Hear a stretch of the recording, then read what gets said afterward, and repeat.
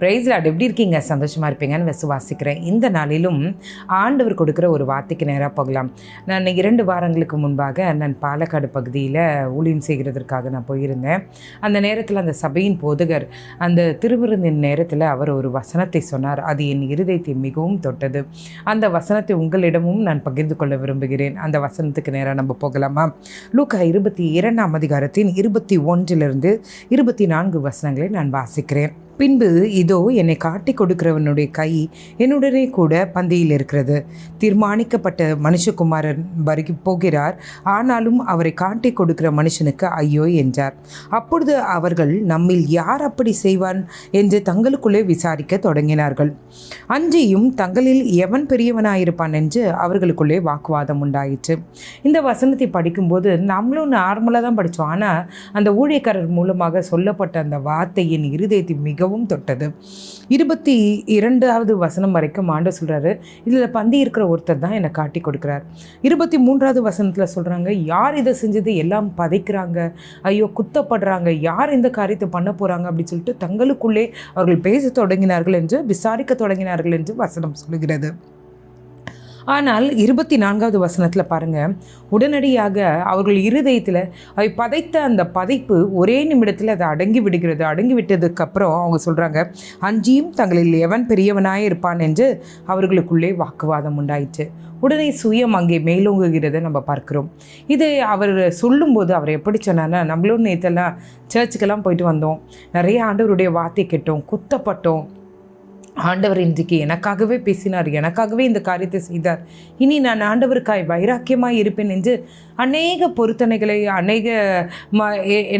அநேக டெசிஷன்ஸை நம்ம எடுத்துட்டு அந்த சர்ச்சை விட்டு நம்ம வெளியே வரோம். சர்ச்சை விட்டு வெளியே வந்து ஸ்லிப்பர் போடுறதுக்குள்ளே நம்மளுடைய இருதயம் என்ன பண்ணுது? அந்த மெசேஜும் மறந்து போயிடுது, எடுத்த டெசிஷன்ஸும் மறந்து போயிடுது. இதே தான் சீஷர்களுடைய வாழ்க்கையிலும் நடந்தது. ஆண்டவர் சொல்லுகிறாரு, என்னை காட்டி கொடுக்குறவன் நீங்கள் இருக்கிறான் போது யார் என்று பதைத்த அவர்கள் அடுத்த செகண்ட் அவங்க இருதயத்தில் சரி ஓகே இது முடிஞ்சிச்சு, அடுத்தது தங்களிலே யார் பெரியவன் என்கிற பேச்சு அங்கே வந்தது. இன்றைக்கு கர்த்தர் சொல்கிறார், நம்மளை பார்த்து சொல்கிறார், அநேக வார்த்தைகள் மூலமாக ஆண்டவர் பேசிக்கொண்டே இருக்கிறார். குத்தப்படுகிறோம்.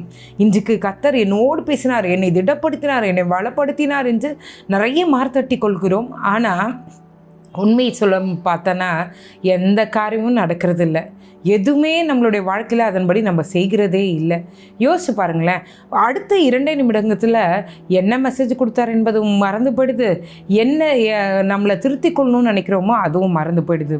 இன்றைக்கி இரவில் நம்ம ஜெபிக்க போகிறோம். ஆண்டவரே, நீர் எங்களோடு பேசின வார்த்தைகள் இங்கே இருதய பலகையில் எழுதப்படணும். ஆண்டவரே, அதன்படி நாங்கள் செய்கிறவர்களாக எங்களை மாற்றுங்க. ஆண்டவரே, எங்கள் சுயம் நீர் கொடுத்த வாக்குதத்த உயிருள்ள வாக்குதத்த வார்த்தைகளை அழித்து போடக்கூடாது என்று ஆண்டவரிடத்தில் உதவி கேட்போம். இந்த இரவில் உண்மையிலே சொல்கிறேங்க, அநேக செய்திகளை கேட்கிறோம், அநேக வார்த்தைகளினாலே குத்தப்படுகிறோம், அநேக வசனங்கள் நம்மோடு பேசுகிறது. ஆனால் அது ஏன் கிரியை செய்யலைன்னா நம்ம அதை விட்டுட்டு நம்மளுடைய சுயத்துக்கு உடனே இம்பார்ட்டன்ஸ் கொடுத்துட்றோம். அதுதான் நம்ம பண்ணுறது தவறு. இந்த இரவில் ஆண்டவரோடு ஒப்புரவாகுவோம். ஆண்டவரே, உடைய வார்த்தையின்படி நாங்கள் நடக்கணும், உடைய வார்த்தை எங்களோடு பேசிக்கொண்டே இருக்கட்டும், இந்த வார்த்தை எங்களுடைய வாழ்க்கையில் கிரியை செய்து கொண்டே இருக்கட்டும் என்று ஆண்டவரை நோக்கி பார்ப்போம். நிச்சயமாகவே ஆண்டவர் நமக்கு உதவி செய்வார். ஜெபிக்கலாமா? எங்களை நேசிக்கிற நல்ல பரமபிதாவே, அப்பா, நோப்பிற்கலாசில் ஆக்கியத்தை நீர் எங்கள் தந்திரே, உமக்கு நன்றி. உடைய வார்த்தைகளை நாங்கள் கேட்கிறோம், குத்தப்படுகிறோம், ஆனால் அடுத்த நிமிடமே அது மறந்து போகிறது, எங்களுடைய இருதயத்தை விட்டு அது கலைந்து போகிறது. ஆண்டவரே, அப்படி இருக்கக்கூடாது. ஆண்டவரே, உடைய வார்த்தைகள் எங்களுடைய இருதய பலகையில் எழுதப்பட்டு எங்களுடைய சொல்லில், செயலில், நடக்கையில் அந்த வார்த்தைகளை ஆண்டவரை நாங்கள் தியானித்து கொண்டு அதற்கு பயந்து எங்களை நாங்கள் திருத்திக் கொள்கிறவர்களாக இருக்க கிருபை செய்யுங்க. எங்களுடைய சுயங்கள் ஆண்டவரை மாம்சம் மேலோங்காதபடிக்கு மாம்சத்தை சுட்டெறிங்கப்பா. அப்பா, உங்களுடைய வார்த்தைக்கு இம்பார்ட்டன்ஸ் கொடுத்து ஆண்டவரே, நீர் என்ன சொல்கிறோம் அதன்படி செய்ய விழைகிறவர்களாக எங்கள் ஒவ்வொருவரையும் நீங்கள் மாற்ற வேண்டுமா நாங்கள் ஜெபிக்கிறோம். ஆண்டவரே, நீரே எங்களோடு இருந்து எங்களை வழி நடத்துங்க, நீரே காத்துக்கொள்ளும் வழி நடத்தும். இந்த இரவில் நீர் பேசின வார்த்தைக்காய் நன்றி. இரவில் தூக்கம் இல்லாமல் யார் யார் கஷ்டப்படுறாங்களோ நல்ல உறக்கத்தையும் பலனையும் ஜீவனையும் நீங்கள் கூட்டி கொடுங்க. ஆண்டவரே, என்னென்ன பண தேவைகள் இருக்கிறதோ அத்தனையும் என் கர்த்தர் சந்திப்பீராக.